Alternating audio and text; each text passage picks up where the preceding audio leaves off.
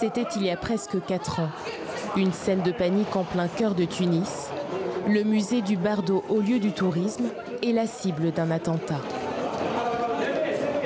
Les images de vidéosurveillance du musée diffusées par les autorités montrent 2 terroristes armés de leur kalachnikov. Le bilan est lourd, 22 morts dont un agent de sécurité tunisien et des touristes étrangers et des dizaines de blessés. Les tireurs sont abattus par les forces de sécurité.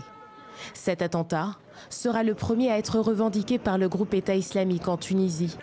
Mais 2 mois plus tard, un nouveau drame s'abat sur le pays.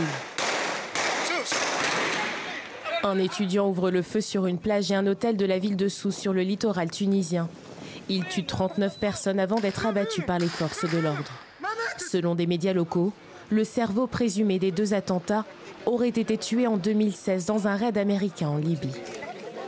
Après une dizaine d'audiences réparties sur 1 an et demi, la justice tunisienne a condamné 7 accusés des djihadistes tunisiens à la prison à perpétuité. 27 autres accusés ont été acquittés. Le parquet a décidé de faire appel de ce jugement.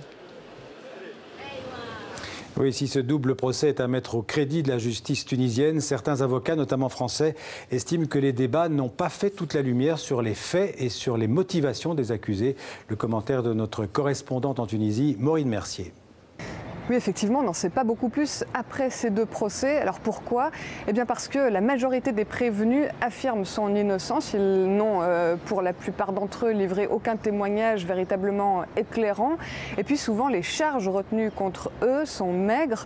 On leur reproche souvent d'avoir utilisé avec certains suspects des applications de messagerie cryptées, mais sans donner le moindre détail. Alors, ce qui ressort de ces procès, c'est qu'ils sont liés. Certaines personnes se sont retrouvées dans des camps djihadistes en Libye, des camps d'entraînement militaire. Et puis un nom est revenu constamment, celui de Chemseddine. Ce serait lui le cerveau derrière ces 2 attaques.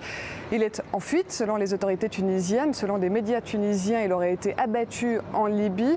Vous le voyez, il reste plus de questions en suspens que de réponses.